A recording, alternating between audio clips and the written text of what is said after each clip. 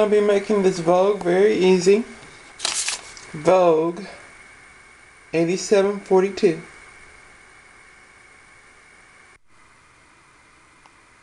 The first thing we're going to do is decide on what view we're going to make.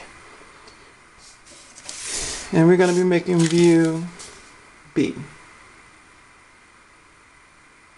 the long sleeve version. The Sewing, Stitch, and Textile Bible, a great tool for any sewer.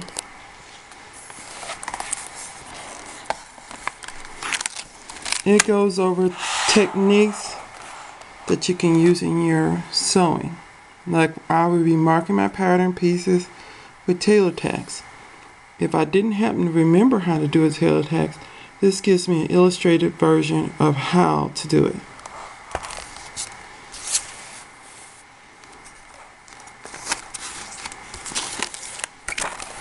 This book even goes over basting and some of the things that you would use for light color materials.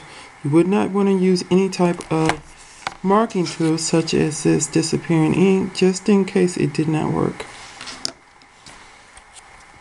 You would want to use basting techniques or thread stitching marking to show you how to use to mark your places where you want to mark. So you might want to invest in one of these.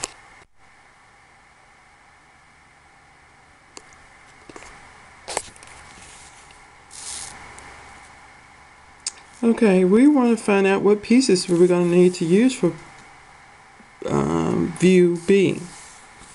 This is all the pattern pieces that are in the envelope. Sometimes, like if you were using A view, you would not be using all the pieces that are in your envelope. So, to find out what pieces you need for your garment, you will go to the section on pieces and it will show you dress A and B. You would need all these particular pieces, plus for view B you will need the sleeves. Also down here is the body measurements, so to help you decide on which size you need to cut.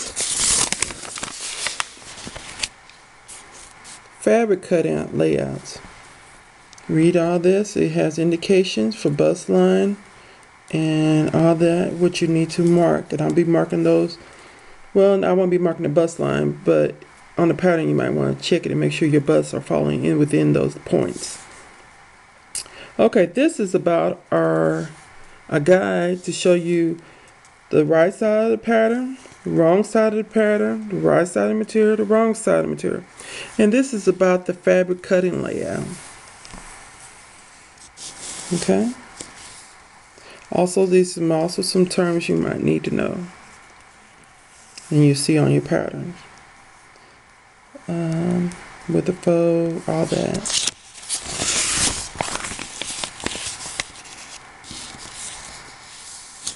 Okay, I'm making view B, so I need to go down and find B.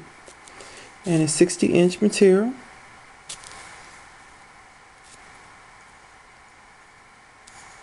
And it shows you how to lay your pattern pieces out. And you notice some of them are turned to have funny markings on, and that will let you know that piece is turned upside down. Okay? So it's number 5 up here.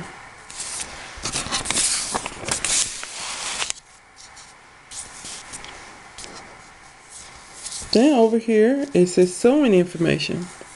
You'll find out that your seams are 5/8 of inch. That's already included into your pattern piece. Okay, so you know that's included.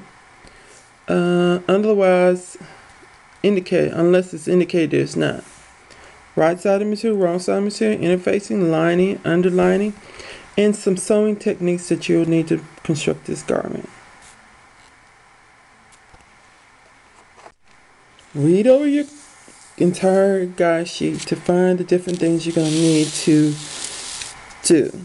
Once you have it in your mind, you can kind of know before you start cutting out your pattern pieces what you're going to need definitely to have marked. Okay? This pattern piece shows great how to decide which line to cut on. Okay, so this pattern goes all the way from 22 to down to a size 14. Each line will have its own correlating type of line. This type of line is for the 14. This type of line is for the 16. This type of line is for the 18. Type of line, and so forth and so on.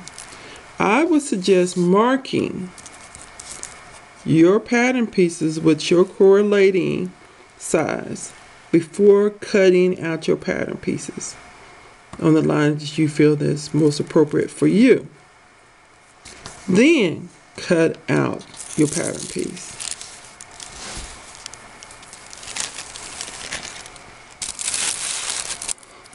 Right here on this pattern piece, uses this one. Sometimes it's on each pattern piece, but uses at least on one. Preparing your pattern. It shows the parts that needs to be marked, like the round with this cross in it, indication of the bust line, waistline, and biceps, the fullest parts. Okay. Also, if you need to lengthen or shorten your material, your piece, right here it tells you to look for these lines.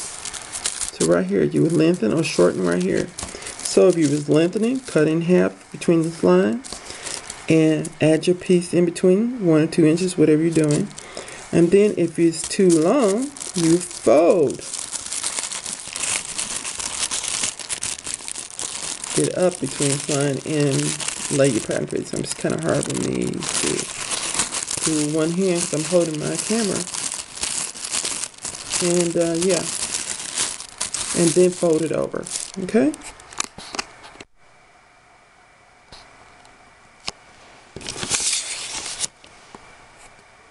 Okay, the back of your pattern tells you a lot of things. How much material you need. So you go with the correlating sign and how much material you need. For the view you're using. Okay. So I can tell line B, for my size, I need 2 1/8. Type of fabrics that you can use for this only are two-way stretch knits only. You can try rayon spandex, cotton spandex, nylon spandex. The notions you would need is also told on the back of your pattern. 1 pack of 1/2 inch single fold bias tape, 1 pack of 1/2 inch stay tape, and hooks and eyes. I have 2 types of material I'm going to be making my dress out of. A cotton jersey and a power mesh. Okay? And the mesh is for the arms.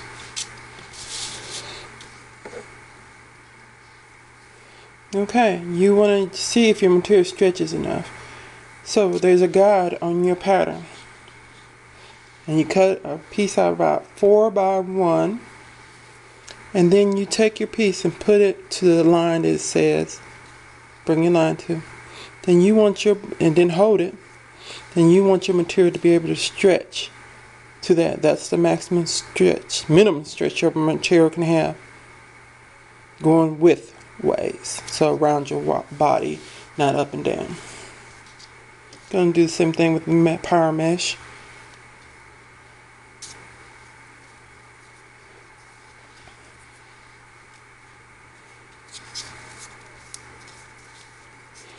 See if it stretches, and it does. Okay.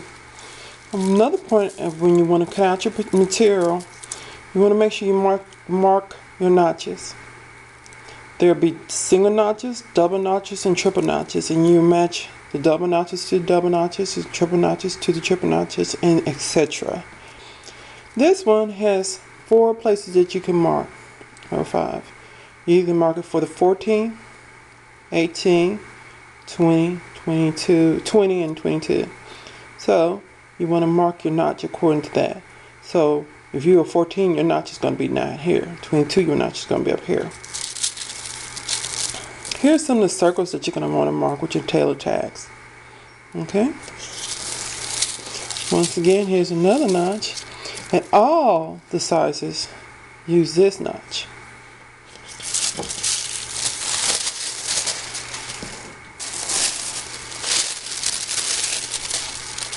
If you hadn't did what I did, you cut it out and you accidentally cut the notch, just take a piece and tape it on there.